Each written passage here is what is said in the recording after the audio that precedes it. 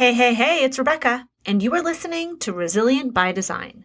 Today, I interview Charlotte Isaac. She's from Down Under, Australia, and we have such a good conversation. Guys, you're going to love this. If you are looking to automate a little bit of your business, find a program to help you with your operations, managing your processes, this episode is totally for you. She is a true expert on Dubsado. And Dubsado is a platform that I have now used for probably 3 or 4 years. And it has been an incredible tool inside my business for onboarding clients, tracking the progress of projects, sending contracts, all the things. We talk about all the things in this episode. So if you've always been looking for a program, or perhaps you're already using Dubsado and you want to take it to the next level, whatever it is, this episode is for you. Enjoy. All right. I'm Rebecca Hay, and I've built a successful interior design business by trial and error, podcasts, online courses, and so many freaking books. Over the last decade, I've grown from an insecure student to having false starts to careers, and now I'm finally in the place where I want to be. Throughout my journey, it's been pretty obvious that I'm passionate about business and helping other entrepreneurs do the same. Each week, I'll share tangible takeaways from my own experience and the experiences of other badass women to help you build your confidence and change your business. All right, we are here. Welcome to the podcast, Charlotte. Thank you so much, Rebecca. I'm excited to chat. I am so excited and grateful because you are currently in Australia, where you live, and it is, what time in the morning is it there? It's 5:30. Yes. So I appreciate you waking up early to fit into our schedule. I'm sure there's a bit of back and forth with that, but thank you so much. That's a truly dedicated woman. My pleasure. Coffee really helps. I would not be here without the morning cup. So you're in the morning. I'm in my mid to late afternoon with my iced coffee. We're in the same boat. I'm tired from working all day. You're probably just tired because you just woke up. So there you go. Anyhow, I would love for you to maybe just briefly, in your own words, share with our audience who you are and what you're all about. Of course. So my name's Charlotte Isaac. Like you said, I am based in Australia and I help small business owners streamline their client processes, automate them using a tool called Dubsado, and find the freedom to grow. So for most of my clients and students, that means being able to take on more clients with less fuss. Oh my goodness. We have so much to talk about. I love that. We're going to dive into Dubsado because we've been using Dubsado. I'm obsessed with process, as my audience knows. So I'm really excited for this conversation. It's going to be good. So first of all, I'm super curious because I know you talk about processes and all that jazz, and we'll get into that. Why Dubsado? How did you land on that one software or platform? Oh, it's a bit of a long story. My background is in creative agencies, and I remember maybe a year or two before I resigned and went out on my own, we were looking for a new CRM tool for our agencies, and I stumbled across Dubsado, and unfortunately it doesn't work for really big agencies, but I just remember thinking like, this is so cool. So when I eventually left and started my own business, I was using Dubsado from day one. It just has so many features that other tools don't have. There's so much automation potential. And as small business owners, like we have so much stuff to do. So that automation can make a really big difference. Totally. Yeah. I mean, and I'll, in a minute, I can share how we've been using it. But for those listeners who are listening and are like, what CRM, what? Do you want to maybe just break that down for everyone? What does that mean? Definitely. I'm glad you asked. As soon as it came out of my head, I'm like, someone's going to have a question about this. So CRM basically means customer relationship management. And in the context of what we do, it's really a tool that can help us look after our clients from start to finish. So from the moment they reach out from your website to maybe scheduling an initial meeting with them, sending out a proposal, contract, invoice, maybe you've got some sort of questionnaire, through the whole process, something like Dubsado can really, really help you get all this information off clients, get them sorted. They have all the features to handle everything I just mentioned, and everything's looked after in one place. Yeah, I think that's really interesting that you say that because for many years, running my design business and previously working for a designer, I really didn't have, we never had a program. Like we didn't use technology in any way to manage anything. Basically, there was like QuickBooks for invoicing, and that was it. And I think a lot of creative entrepreneurs, like, solopreneurs, operate the same way because it feels a little bit overwhelming to take on the tech. But I always knew there had to be a better way to kind of streamline, like when people would first land on us to like work them through our process. And so we stumbled across Dubsado, and I thought, oh, this is such a great tool because it's like visual and it's pretty easy. No, it wasn't without its challenges, I will tell you, because I have like a very robust process that I follow internally, and it's really well thought out. And so I remember when I went to the Dubsado team, I was like, this sounds like an ad for Dubsado. By the way, guys, we're not just going to talk about Dubsado. It's not. But it's just like, I'm just thinking about all of this, is that they were like, oh yeah, like for this amount of money, we will like take all of your documents and we will like put them into Dubsado. I was like, perfect. That sounds like a steal of a deal, because that would be like hours and hours of time. And I'm pretty sure they had no idea that my process was as in-depth and had so many steps as it did. And so they got it. And of course they honored it and they didn't charge anymore, but they were like, we have never seen anyone with such a robust process, which was their polite way of saying, you really put us to work. Which is awesome. I mean, yeah, I think the fact that you can run such a robust process in Dubsado is one of the things I really love about it too. I mean, clearly this is two process people coming together, so this won't surprise anyone. But the other thing that I didn't mention before that you brought up briefly was the visual aspect of it. And I think as interior designers and decorators or stagers, whatever you're running in your business, being able to really showcase your work through something like Dubsado as well, and keep your clients really excited about working with you. Like when you send out a proposal, for it to look beautiful and showcase what you can do and get them really, really excited to hand over their deposit is incredible. And a lot of other tools like an invoice in QuickBooks doesn't quite do the same thing, does it? No, of course not. Totally not. And even there's a program that I use for my item management within like our ordering and whatnot. It's called Design Docs. And many of you have heard me talk about it. I am not an affiliate of that program, though I would like to be, because I do talk about it a lot, if Design Docs is listening. But it is not, if they're listening too, it's not that visual. It's pretty old school. And so I know a lot of designers struggle with it because not only is it a numbers-based program, it just doesn't feel as pretty and intuitive. Whereas like there's programs out there like Dubsado and others that click here and the thing appears, like it feels so natural. And which I think as creatives is really important, because if we're going to work with a tool to help us manage our business, it needs to speak to us, and we're visual people.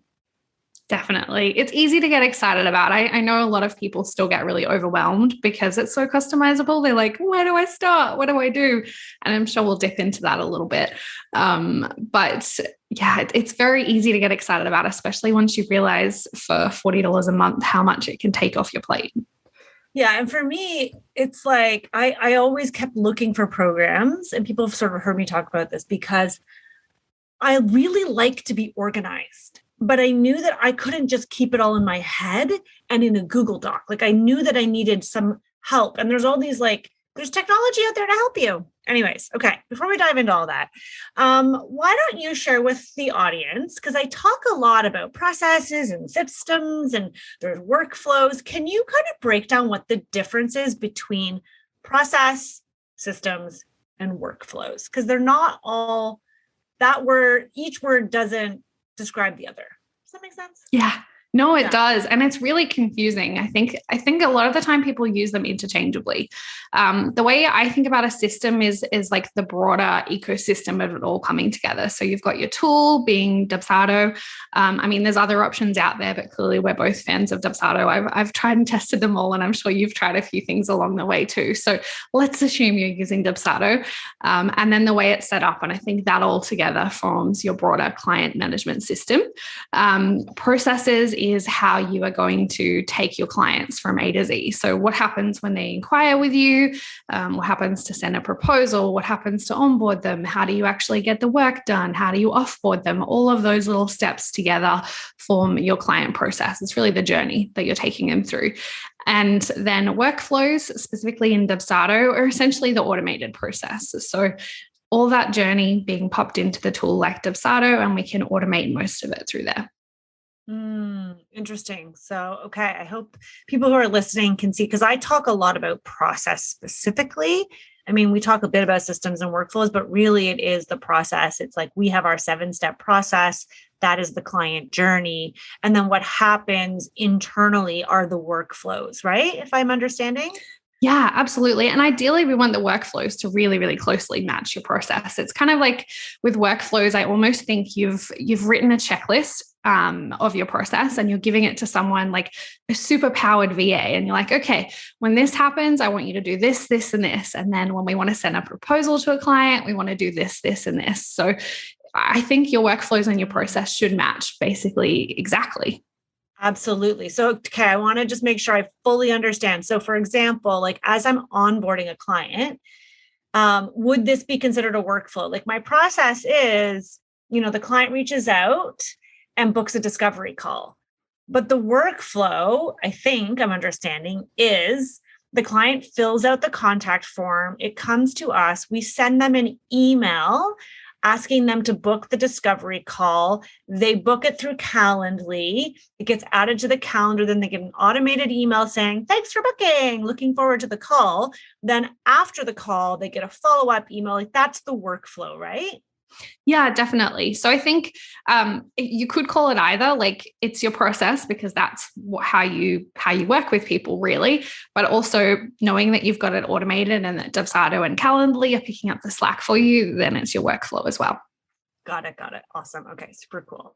So let's talk about this automation aspect. What are some processes that business owners, especially creative entrepreneurs, can be automating to make their lives easier? Because I know oftentimes designers are like, that's too much. Like, whoa, Rebecca, slow down. I can't automate because I'm so busy. Like so many of us, as you know, are so busy just in our business, running our business. We're like meeting the client, we're meeting the trade, we're having the call, we're picking the fabric, we're doing the AutoCAD, we're doing all the things that we don't even have the time to document our process. So I teach in Power of Process. I teach designers how to document their process and establish a process if they don't have one so that they're following it every time. The next level would be automating, right? But you can't Absolutely. automate everything because we're all human beings. So what parts do you recommend designers automate? Yeah, I mean, look, it's never going to be able to do things like the AutoCAD and choosing fabrics and doing all of those things. Like your genius is the bit that Dubsado cannot help you with, which I think probably gives a lot of people comfort. Like Dubsado is not trying to take away what you do brilliantly. We just want to give you more time so that your time in your business can be doing stuff like that rather than sending out emails and invoices and all of that. So the first thing is to start with the documented process that you've got. And if people are going through Power of Process, and they have that all documented, then that is absolutely brilliant. What we want to do is take all of that and pop it into Dubsado. For most people, what that looks like is breaking it down into 3 different automations or workflows.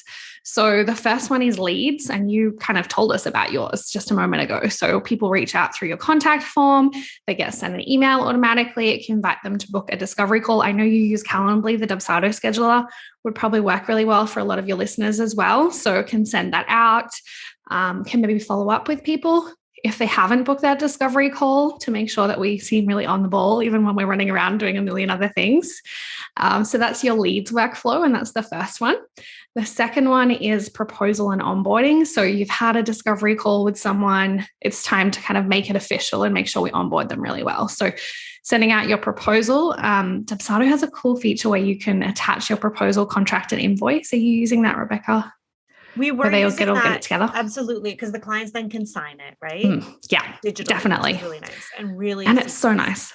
Yeah, it's so easy for them to just have everything together. You don't have to send them like 3 different emails.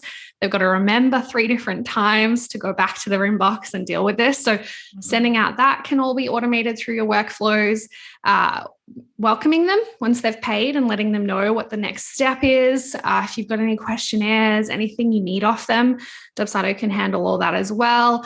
And you might have another string of kind of emails or PDFs or anything that you send them in the lead up to actually doing the job. So all that can be automated. And then the last one is offboarding, which I don't know whether you've experienced this with your students. I'm totally not doing this. So tell me more about this. Offboarding is kind of like, bye, see ya. I've been in your life for 18 months. I don't need to see you again. Here's a little card. No, it's not like that. But that's what most people do. It's an opportunity. I would say that's an opportunity in my business.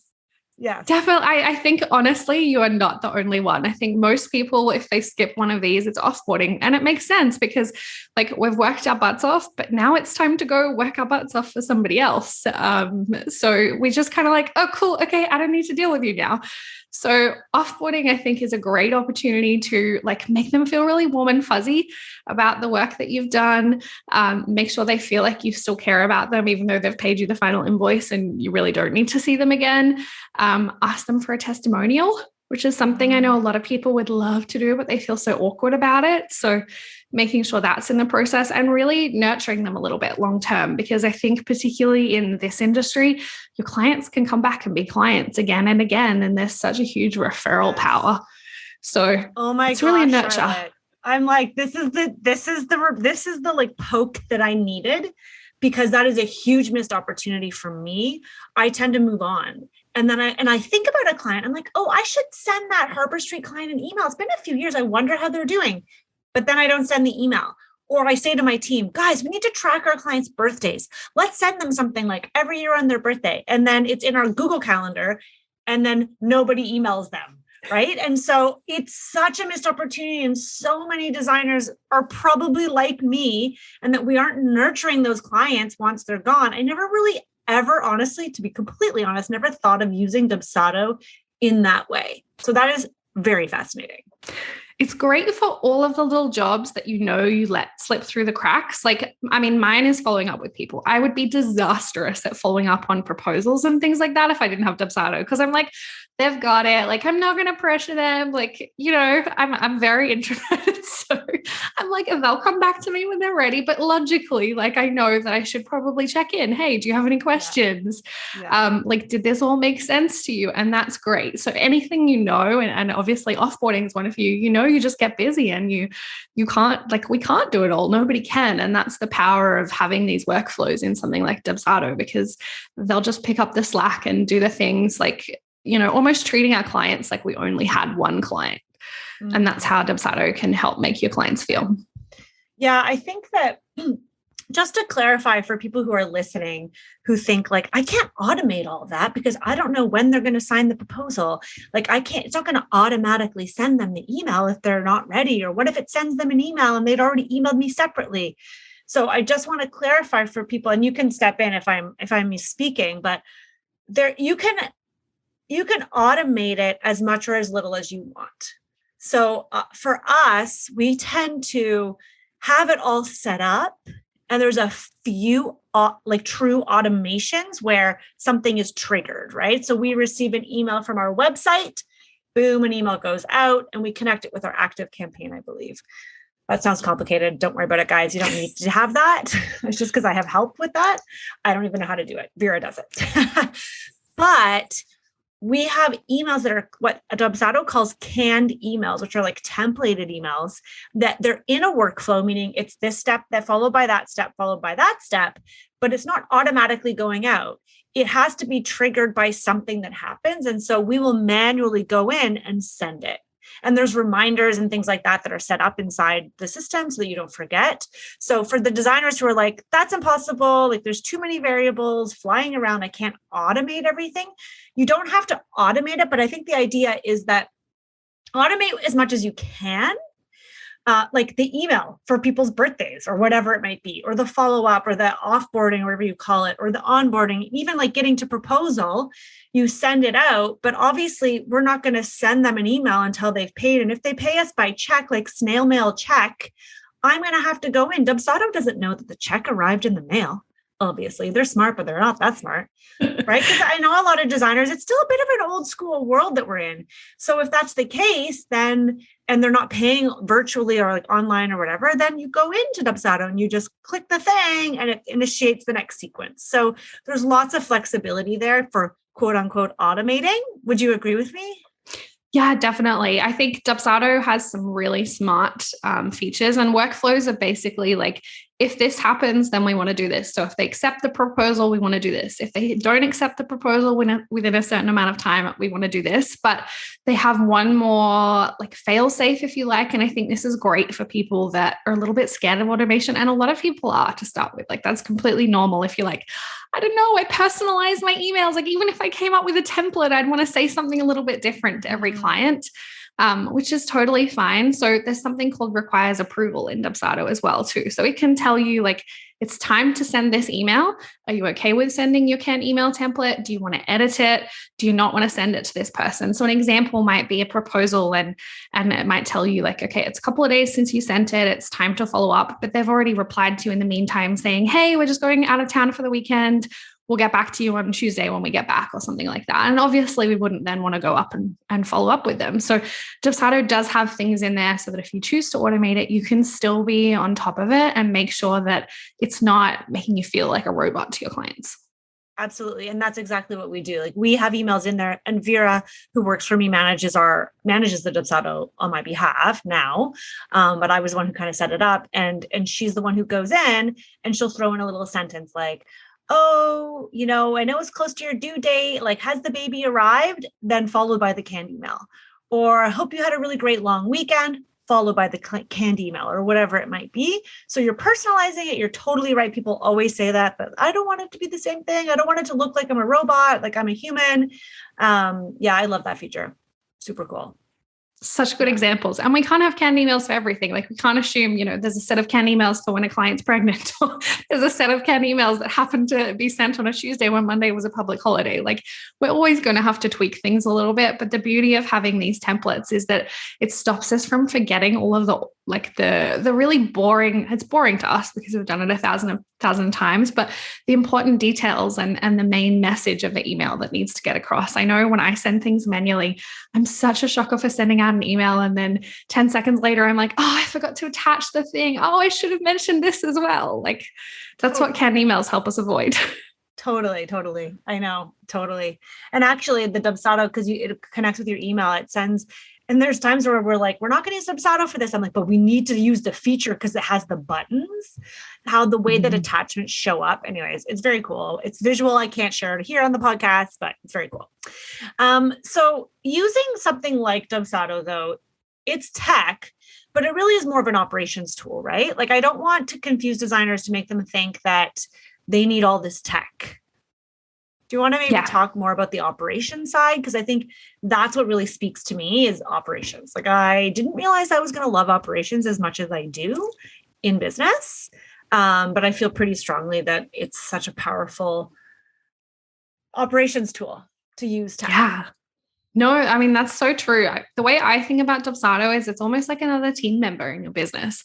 It goes so much beyond a tech tool. Like, a tech tool, when we think about it, like you mentioned ActiveCampaign before, I also use ActiveCampaign, and I'm like rolling my eyes at that thing. Like, it's the most boring thing ever. I'm not excited about it. It does what it needs to do. I'm happy. But something like Dubsado, I think, can change the way we serve our clients. And that's where it really steps into being an operational powerhouse in our business, because it's like we've got a whole extra team member. We've trained it to do all of these workflows and run our clients through our processes, and we don't have to think about it. And it's really fulfilling like a whole member of our team, really. And if you're a one-person team or a solopreneur, that's pretty huge. Yeah, I like that you say that, because it almost like, this is going to come across wrong, but it almost feels like when you use an operations tool, it becomes a little bit of a buffer between you and your client. Now, I don't want that to sound like you're taking a step back, because we are with our clients, but sometimes we need that, and it helps to act. It's like me having my administrator or my operations manager. When they email the client, then it feels professional, Maybe that's what it is. Like, it feels more professional when you get like an automated reply to something and you know it's automated, you know it comes from the company. They're just checking in on your service appointment or whatever. So you get your car detailed and they follow up. I feel like they're professional. I don't need the human that I spoke with to send me a personal email and like, oh, I hope you really enjoyed. I mean, yes, that might be a nice touch, but I think there's certain levels of communication that don't need to be so, I don't know, like not that Dubsado is impersonal. That's why I'm hesitant to say that, but I do think it elevates you to a level of professionalism. I certainly saw it for me. And they have like the portal feature. We tried to use the portal feature, but we started to learn that. And this is where I think it's really important to know your clients and know your process, because you don't have to use every feature that a program has. So at first we were like, ooh, shiny penny, like this is going to be amazing. We're going to have this portal, our clients can log in, they can see all their things. But then we realized our clients just weren't logging in because the type of and the level of design that we offer are for clients that don't want to be involved. They don't want to be involved in the detail. They just want us to handle it. So we just stopped offering it because nobody was using it. And it was an extra, but it is a really great tool for someone who maybe is just starting out and they want to be able to share documents in a controlled fashion.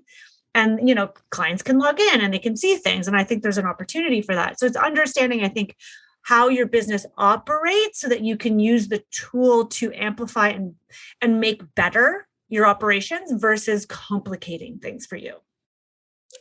So many nuggets of wisdom in what you said, and I couldn't agree more. I think it works best when it's something that is there to support your process. And I say to my students all the time, like, I can show you like some general processes and I can talk to you about what other interior designers do. But at the end of the day, you know your clients better than anyone else, unless I've gone and worked with like 30 of your clients and I've had deep conversations with them and I've experienced the whole 18 months process. Like, I don't know them as well as you. And so some features like the client portal is such a good example. Some clients are going to be like, I don't want to do that. And that's totally cool. We don't have to use every single feature in there.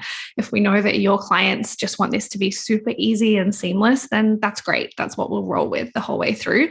And on the topic of emails and kind of removing yourself a little bit, I think the other thing is it really helps you enforce your boundaries, which is something that I hear from my clients and students all the time. I don't know whether you hear this in your programs, but it's so hard as a small business owner to enforce your own boundaries. And I suspect maybe even more so in this industry because, you've got people calling you and vendors and like everyone's coming at you. I think that's the other beauty of removing yourself a little bit. You can set up your boundaries and, pop in an email when you're available and it just removes some of that expectation. Mm-hmm. Yeah, that's a really good point. I think boundary setting is one of those things that, especially as a female entrepreneur, we often struggle with. It's what I've seen. It's my observation.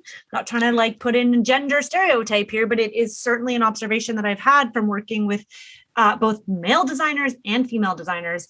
And it is quite often. I mean, Steve is one of our students and members of our designer meetup Facebook group, and he's been very vocal about it. He's been a guest on my podcast, and he's a designer here in Toronto, and he has said that he witnesses like female designers not standing their ground, not respecting their own boundaries, and doing things that he would never in a million years do. He'll just say, no, this is it. This is the boundary. I don't share my discounts. This is what it costs. Whereas women, quite frankly, oftentimes will say, oh, okay, well, maybe I'll just send this email, or I can just do that extra thing, or, because we tend to be, and I'm generalizing, I do not apologize because it is what I see. We tend to care more about pleasing the other people than respecting our boundaries. But ultimately, the people are happier with us in business if we stand our ground and focus on just delivering our service the way we know to do it best. So I love that you say that using a program to sort of automate your operations does help you to really respect more boundaries, especially with clients. It does, for sure. It's like you're in my brain, honestly. Everything you said, I'm so on board with. And I was weirdly having this conversation with my membership yesterday as well, too. I think it is a bit of a female thing. Like we just want to bend over backwards and please. But something that I have learned to be true in the course of running my business and before in my corporate career is that we all kind of want to be told what to do. And particularly if your clients just want everything to be easy and handled for them, they kind of want us to step in. They might not say this, they might not act like this, but they want us to step in as the expert and be like, this is the way it is. Because at the end of the day, if we confuse people or say, it's going to take 4 months to do this. Oh, you're in a rush. Oh, I guess I could work all night and get it done in 2 months. Like, they're not going to be as happy as the result. If you stand your ground and just say, look, this is the process, this is the timeline, this is how it works, this is, I don't share my discounts, all of those kind of things. People feel really good when they work with other people that are clear on their process and are going to run with it. I love that you say that about the timeline, because that has been a consistent challenge for me in my own business, is trying to fit in a renovation or even decorating project in a timeline that's completely unrealistic. It would be either A, that I was newer and didn't really understand how long things took, or B, I was just trying to get the job and thought that if I said yes, I could do it, but then you can't deliver. And so it actually ends up backfiring on you. And one thing that I've started doing I'm sure we can talk about this too, like the types of things that what you're seeing, service-based businesses or designers are including in these workflows to clients, like PDFs and such. But we've now included a one-page timeline inside our proposal that we send out. And we send it out as a PDF that we attach, and we send it as a contract. Our proposal is also a contract. And we send it to the client, but now we have a one page. So they're signing off on the timeline. So we will say, the time from contract signing to trade day is typically 2 weeks. From trade day to concept and budget review is typically this time. And what we do is we will alter it based on the project. So we're not committing to a date, but we're saying based on your size of project, it's likely going to be 3 weeks, and then it's going to be 6 weeks between these steps. And that's really helped set expectations. Similarly to having a welcome package. And I know that you talk about that, like what is important in a welcome package. And because that's something that I never used to do either, that now we send once they've signed the contract. And I always say to my team, they're like, oh, should we send them the welcome package? They want to hire us. I'm like, no, absolutely not. That is not the workflow. They need to sign the contract and we need to receive the money. Typically, that's how we do it. So sometimes we send it anyway. And then we send them the welcome package because I'll let you talk about that. But that's like the hallelujah, welcome on board, right? If you send it too early, in my opinion, it's not as impactful. It's the feel good moment for sure. It's like a woohoo, we're official. It's not kind of a sales tool. I talk about services guides a lot, and I think they're kind of the early version of a welcome packet. I don't know whether you use services guides. We do. We call them, It's a working with us document. Yeah, perfect. Same kind of thing. Everyone calls them something a little bit different. But if you want some version of a welcome packet up front, I think it can be a services guide or a working with us or an investment guide or anything like that. But in general, I include my timelines in my proposals as well. I think that is such a great thing to do. And I think the point of it, like, it really doesn't matter where it's included, but the earlier you mention these things, the better. And you cannot mention them enough, because we have that glued in our brain. We know how long things take, but our clients don't. They think things can be trimmed down. And the more we reinforce again and again and again, and we share the same messages, like it might be about timelines, it might be about boundaries, it might be about anything that's really important.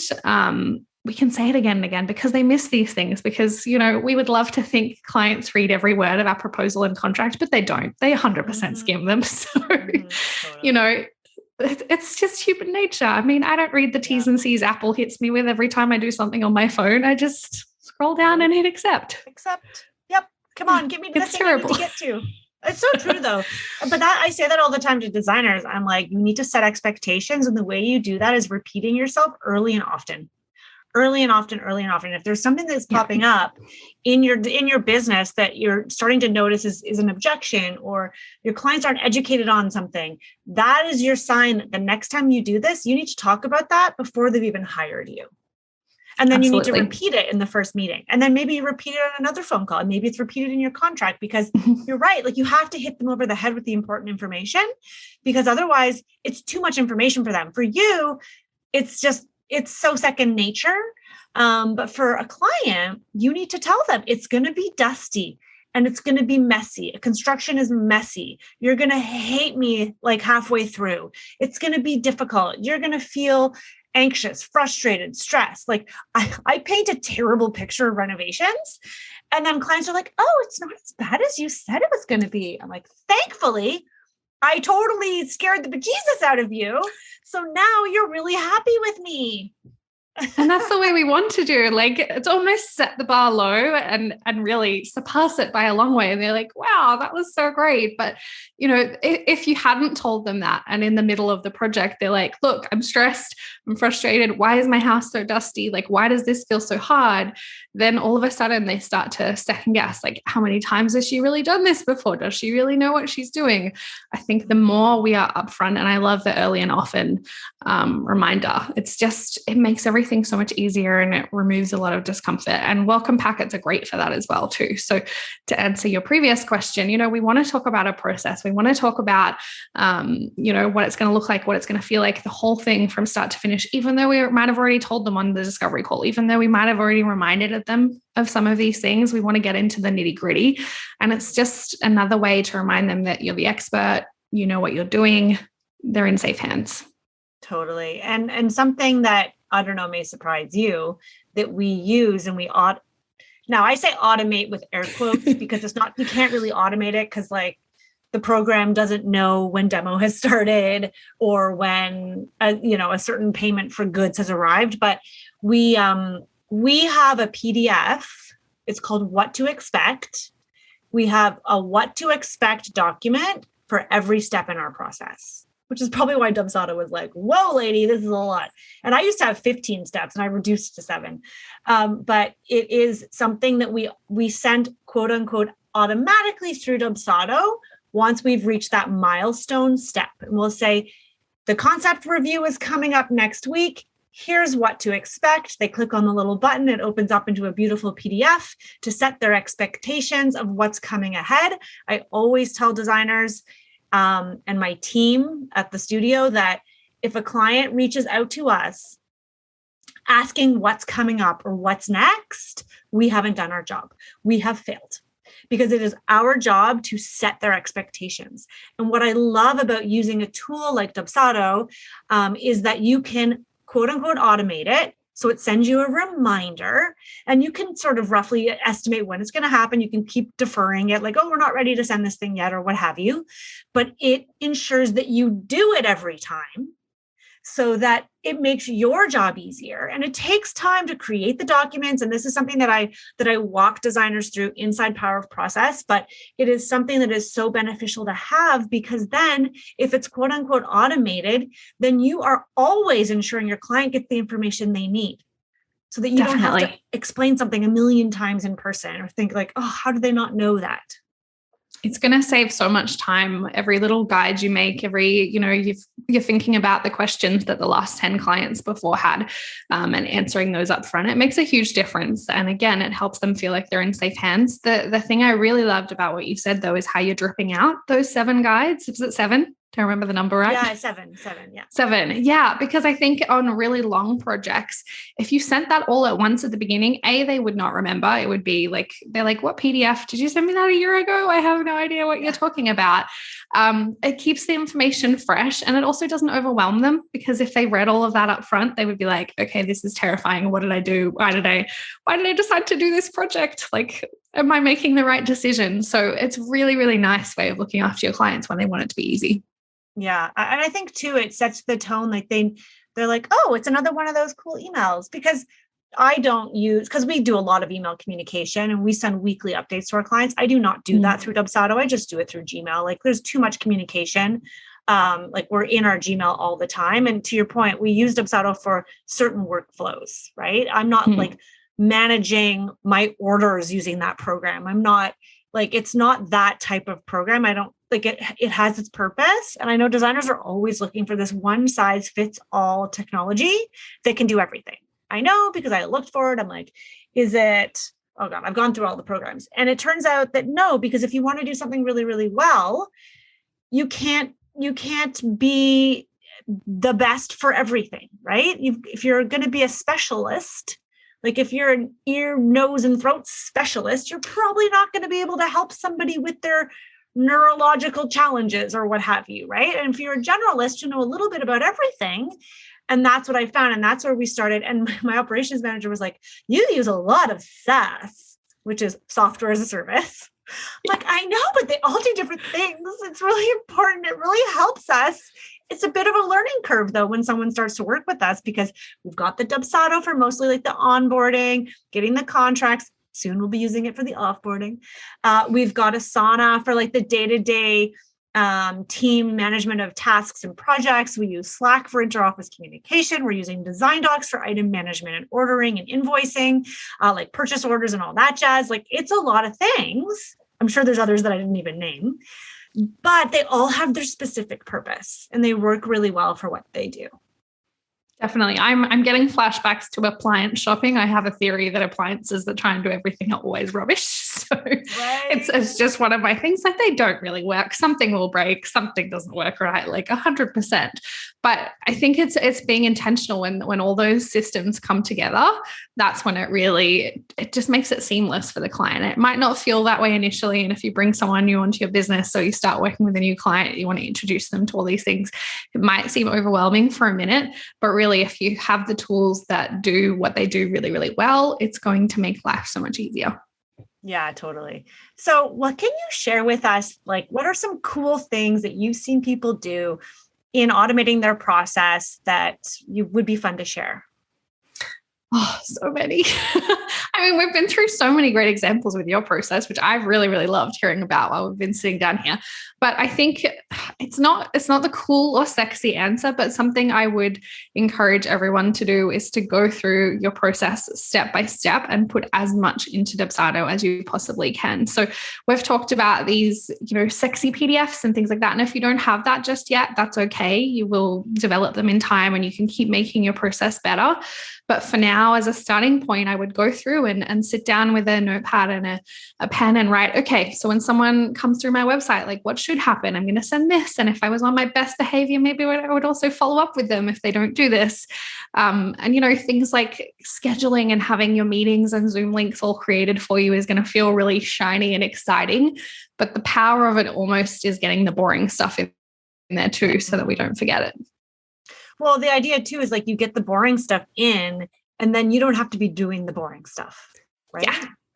It makes boring stuff fun. So I'm making it sound terrible. I'm like, just put the stuff in there you don't want to deal with, but it is going to help you feel excited about the boring stuff because no one wants to do it, to be honest. I don't want to be sending payment reminders for invoices. Like I don't have time for that. And it makes me feel kind of icky to do it. So they're all the little things that we want to pop in Dubsado for sure. And then the one that we spoke about before, I think is a testimonial request, whether it's a feedback form or sending them through to a Google review or something like that. It doesn't matter how you do it, but that's one that I think can really, really make a big difference to your business. So what would you say to a designer who's like, or just a creative entrepreneur who's like, this sounds really, really good, but like, why can't I just manage this myself using my email? I mean, you could, but you're probably not going to get as much sleep. So I think, look, that's the short answer. I think that there's 3 reasons why we would. One is the time savings. Like I say we all generalize, but most of us want to be able to take on more clients or earn more money. And if we want to do that, then we are going to run out of time because I have found that most of my students really underestimate how much time it takes to serve their clients, how much time it takes to respond to every email and schedule appointments and remember to send the proposal and the contract and the invoice. And all of these things maybe are only 5-minute steps each, but together it adds up to a lot of time. And the second thing, and we've touched on this a little bit, is it can make the client experience so much better. Your clients are going to be stoked to get the proposal, contract, and invoice together. They're going to be stoked to get these little reminders the whole way through the process, guiding them through what's about to happen next, asking if they have any questions, getting them to schedule meetings with you. Like, it makes their life easier too. Which generally leads to more referrals, which, who doesn't want more referrals? Yeah. And I mean, it makes you look professional and like you're the expert, right? Definitely, for sure. And I mean, as a marketing tool, I mean, it's just a feel-good customer service tool, but it does turn the way you manage your clients into a marketing tool. There's a quote, I think the book is called, now it's like slipped out of my brain because it's only 6 a.m. So bear with me, it's going to come back to me. Company of One, that's what it is. And the quote is, customer happiness is the new marketing. And that's something I firmly believe in as someone who finds marketing really, really hard. I know in my business, 59% of my clients throughout the whole time in my business have come from referrals. So if you feel that way too. Specific number. How do you know that? Dubsado can tell you. Actually, I was going to say before I was going to say when we first started, and I was like, I'll remember it later. And that just reminded me, that is probably my favorite feature actually of Dubsado, because we can put in the referral source and we create our own referral source and we track it. And then we can pull that data. And at the end of the year, we analyze, but I never remember percentages the way you do. That's so good. But you look at, where are these people coming from? I forgot about that. Yes. It's so helpful. I mean, I forgot about it too, but that's one of the examples of how it steps out of being just a random software in our toolkit. It is an operational tool that can help us make decisions about how we spend our time in marketing and so many other things as well too. But the outcome is more referrals at the end of the day, which is such an easy way of growing your business. Yeah, absolutely. Yeah. It also does really cool things. Like, one of the things as a visual person that I really like is that we have all our steps. I don't remember what it's called, but on one of the views in Dubsado, we have all the steps that go across the top. And as somebody moves from one to the next, we move them along. So at any point I can log in and I click on the little tab that says discovery call booked, and I can see who's coming ahead or proposal sent. How many proposals do we actually have out there? Okay, you know what? These people aren't going ahead. Let's archive them or move them ahead, or they've turned into a project. I love that visual because you can put it into a spreadsheet and you can use Asana or Trello and move people over, but it's very based on you physically going in to do it. And I love that you can just click something and then they shift and they move to the next phase in your process or your workflow. So visually, to be honest, because there's been times where I'm like, do we need it anymore? I'm trying to cut costs. Can we just manage it? And then I think about, well, if somebody knew where to come in and I have to teach them how to use a spreadsheet and how to move them, and in Asana, there's someone ringing my doorbell. Oh, it's my son getting home from summer camp. But that, why would I want to do that? Just teach them how to use Dubsado and it's all there. Yeah, definitely. I mean, we can automate. My son's here. Mommy's just in a work call, honey, okay? They're not home yet. Sorry about that. That's all right. You do someone properly. Early. Oh. He's 7. Sweet. His grandma picked him up from his soccer summer camp. Oh, good fun. Anyways, sorry about that, everybody. I would like to say I'll edit that out, but that's probably not going to happen. It's real life. It's real life. Exactly. Okay. So the bits you mentioned, for anyone who's using Dubsado, is this sounds really cool. Which bits are they? They're called project statuses on your project screen, and you can set them up for whatever. You mentioned you've got discovery call booked and proposal sent, and you could have as many of these as you want to through the different stages. And we can automate them as well as they go through. So you can say, after they book a discovery call, move them to discovery call booked. After we've sent the proposal, move them to proposal sent. After they've accepted the proposal, move them to onboarding. So Dubsado can do all of that legwork for you as well. But it's It's a weird thing because I almost don't think about it as a feature of Dubsado. It's just like that's how it is. But it's really, really nice to see all of your leads and clients in one place. And it helps a lot of people feel like they are actually in control of their business, which a lot of the time we don't really feel in control. Yeah, and I think too, when you have a lot of projects, you tend to like, it sounds awful, but you tend to forget in a way. And it's a great way to track it. At the end of the year, I always do my end of year review and I look back at all the projects I had and I can pull a list of all of them and look at the referral source, as we mentioned. But then I can also look at, okay, what was their project spend with me? And I can start to categorize my clients, like which were the strongest projects and where do they come from?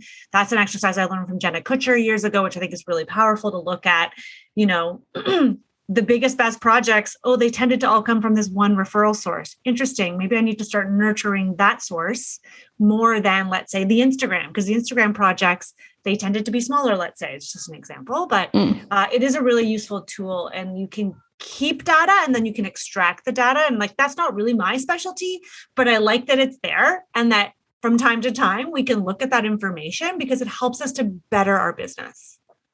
Definitely. It's such a good example. I mean, I don't think the example you gave with Instagram versus a referral source is probably too out there for a lot of people. That's very true. And it's so easy to find all of these things after you've used Dubsado for a little while.